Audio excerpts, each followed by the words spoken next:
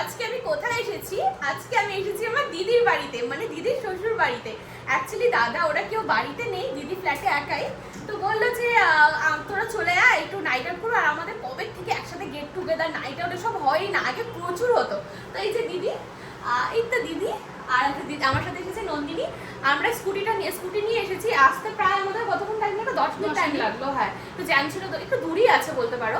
তো চলো পুরো ব্লগটা তোমাদের দেখতে হবে। ওকে, রাত্রিবেলা পনির টনির সাথে আমার চিজি পাস্তা হয়েছে। চিজি কেন? ঝাল ঝাল টাইপের করবে না? ঝালই তো, ঝালের মতো চিলি ফ্লেক্স, অরিগানো। ওকে, কিছু এখন আমরা ছাদে। কি দারুণ হাওয়া দিচ্ছে, কি দারুণ হাওয়া দিচ্ছে। চলে এসেছি ছাদে। তো আমাদের অনেক ফটো টটো নেওয়া হয়ে গেছে। এখন আমরা নিচে যাব। আর এদের বাড়ির ছাদটা জাস্ট ওয়াও, খুবই সুন্দর। আর আজকে ওয়েদারটাও ভালো, খুব সুন্দর রোদ উঠেছে, মানে পুরো হাওয়া উঠেছে একটা। উফ, দারুণ ওয়েদার। আমরা উঠেছিলাম ছোট ছাদে, মানে একটা ছাদের উপরে যে ছাদটা থাকে। আর আমরা ওঠার সাথে সাথে দেখি একদম মেঘ কালো করে এসেছে। ভাবলাম এখনো তো বৃষ্টি নেমে যাবে, তো নেমে পড়লাম। জাস্ট নন্দিনী, তোর ওই ফটোটা, লাস্ট ফটোটা খুবই নিচে নেমে যাচ্ছে। শিল্পগুলো তো হয়নি। তো এখন আমরা ছাদ থেকে চলে এসেছি। এখন আমাদের শুরু হবে নাইট আউট। বক্সটা নিয়ে নন্দিনী চল। আমি যাচ্ছি, ফোনগুলো নিয়ে আসি। ওকে, না হবে পাস্তা হবে, এখনকার জন্য পাস্তাই হবে। আর পরে কিছু আর একটা কিছু বানানো হবে, বাট কি বানানো হবে এখন সেটা ভাবিনি। কিছু একটা হবে নি। এক্সাইটেড। তো আমরা নিজেদের মতন টাইম স্পেন্ড করব। তো যেটুকু হয় তোমাদের সাথে তো শেয়ার করবো, আমি বলেইছি। দিদি বানিয়েছিল কিন্তু পাস্তাটা চিজ, অরিগানো, চিলি ফ্লেক্স এসব দিয়ে বানানো হয়েছিল। ভীষণ ভালো লাগছিল খেতে, একদম ক্রিমি টেক্সচার। দারুণ, পায়েল দি দারুণ বানিয়েছো, খুব সুন্দর, খুব ভালো হয়েছে। আমার তো একদম প্লেট একদম পরিষ্কার, ইটস টু গুড। এবার ভালো লাগছে।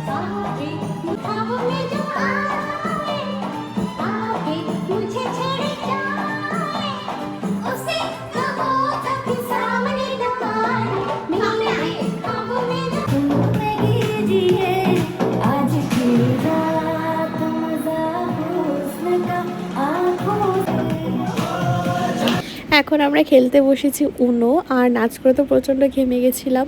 তারপর একটু নিজেদের মতন টাইম স্পেন্ড, বোঝোই তো যখন একটু তিনজন মিলে একসাথে হই। কিছু টাইমে তো আমি ভিডিওস করতেই ভুলে গেছি, বাট স্টিল তোমাদের সাথে শেয়ার করার জন্য কিন্তু আমি ভিডিওস করেছি। আর এই যে এখন আমরা কিন্তু উনো খেলতে বসেছি। তোমাদের কার কার উনো খেলতে খুব ভালো লাগে আমাকে কিন্তু অবশ্যই কমেন্ট করে জানাবে।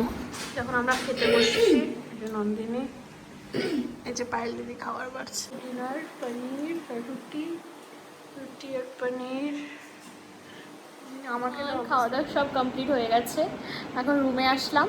এখন মজা টজা করবো, কালকে তো বেরিয়ে যাবো। চলো তোমাদের সাথে কালকে সকালবেলা দেখা হচ্ছে। গুড মর্নিং, এখন বাজে 12:30। আমরা জাস্ট একটু আগে ঘুম থেকে উঠেছি। আর আজকে তো বাড়ি চলে যাবো। আর চলে যেতাম সকালবেলায়, চলে যেতাম। দিদি বললো পরে যাস, একবারে চোখ টুলে একদম অবস্থা খারাপ হয়ে আছে, তো তোমরা একটু ম্যানেজ করে নিও।